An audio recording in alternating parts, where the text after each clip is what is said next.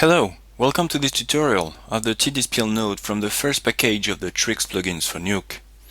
TDSpil is a complete tool that prepares footages for a clean composite.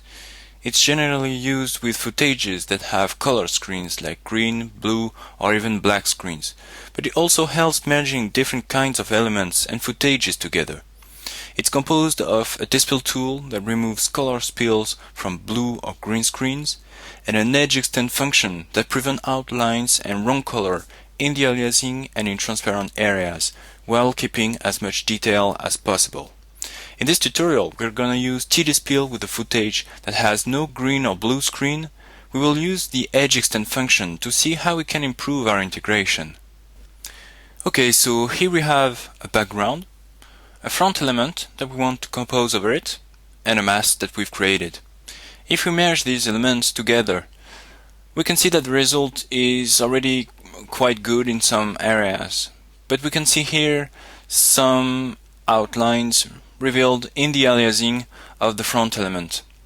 This is because the color and the luminance of our background, which is a bit dark, is not the same that what surrounds our front element, the bright sky.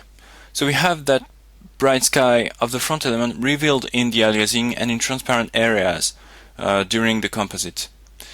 One solution would be to shrink the mask, but we will lose too much detail in the aliasing and in motion blur. This is not a good idea, so instead we're going to use the TDSpil plugin. You can find it in the Tricks panel and in the color menu. We're just going to plug this TDSpil plugin to the front element. Okay, it changes our color. This is because in the TDSpil panel there is already some green dispil applied to our front element.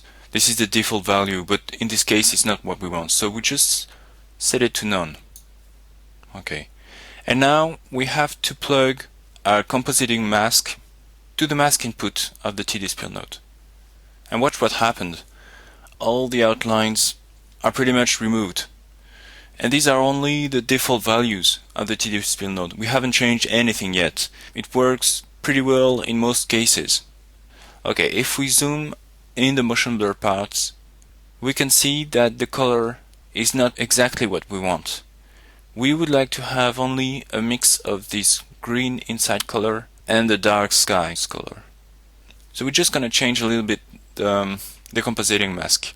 We're going to add a histogram like this and just change its value around 0.8 or something, and you see that we've improved greatly our outlines.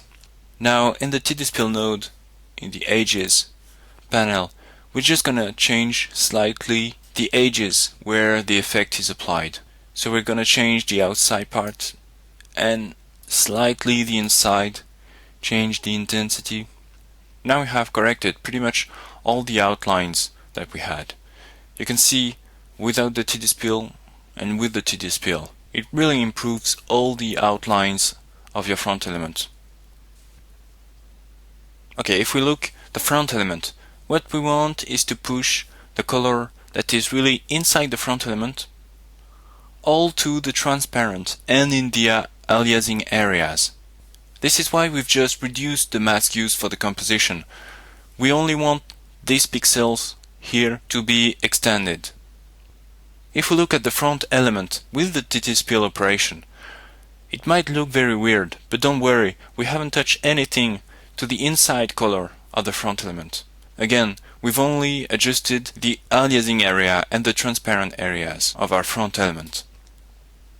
So now we're going to adjust with these sliders where the extension is applied outside our front element to cover all the transparent areas, and we're gonna just slightly adjust the inside part. Okay, but we don't want to lose too much detail, so we go very slightly on this parameter. Okay, now if you look at the result, you can see that the transparent areas, the motion blur and the aliasing are pretty much perfect. Okay, let's go back to the front element. I don't know if you can see it on the video on the internet, but actually there is no grain inside this extension. So we're just gonna add some with this option to improve the integration of our front element. Okay, and there's a last option I want to talk about. It's the low detail option. We've seen that as we extend the front element inside the transparent and in the aliasing areas, we try as much as we can not to change the inside part, to keep all the details. But sometimes you'll see that there's a small part which is a little blurred. There's an option that will bring back the detail in these dark areas. Okay, this uses a mask, and you can see this mask here.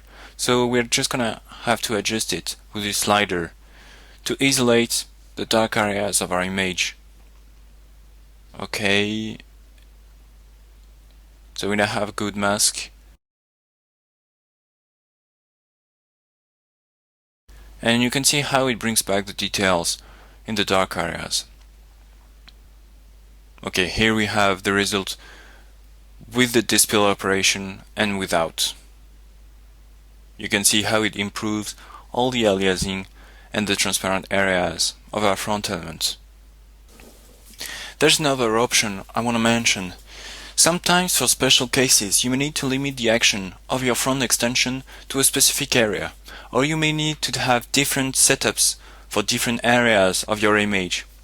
You can do this by plugging a roto node in the shape input and activate it with this checkbox.